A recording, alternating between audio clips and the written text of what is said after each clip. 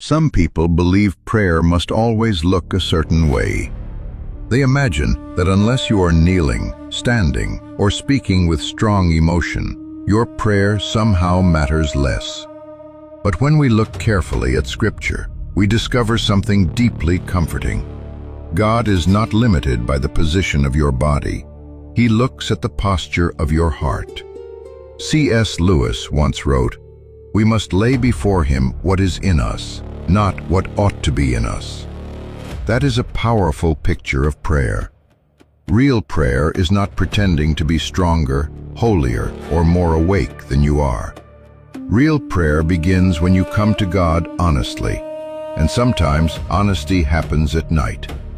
When the room is quiet, the phone is away, the day is finished, and there is nothing left to perform, the heart begins to speak. The worries you ignored all day rise to the surface. The regrets become clearer. The questions you pushed aside return. And in that vulnerable place, God is not offended by your weakness.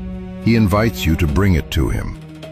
The Bible gives us many pictures of prayer. People prayed while standing. They prayed while kneeling. They lifted their hands. They bowed their faces to the ground. But Scripture also shows us that the bed can be a place of remembrance, reflection, and communion with God. Psalm 63:6 says, "When I remember you upon my bed, and meditate on you in the watches of the night." David was not describing a public prayer service.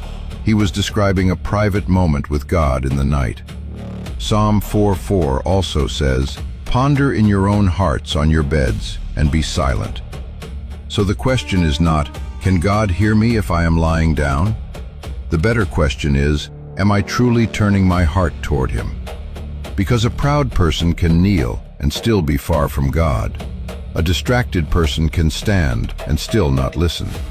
But a humble person can lie in bed, whisper one sincere sentence, and be fully open before the Father. Jesus Himself taught that prayer is not about being seen by people. In Matthew 6:6, He told His followers to pray to the Father in secret. The focus was not performance. The focus was sincerity.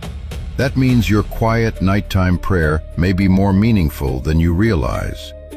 When you pray lying down, you are bringing God the version of yourself that often stays hidden.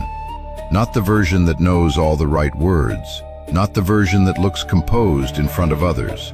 The real version. The tired version. The anxious version. The grateful version.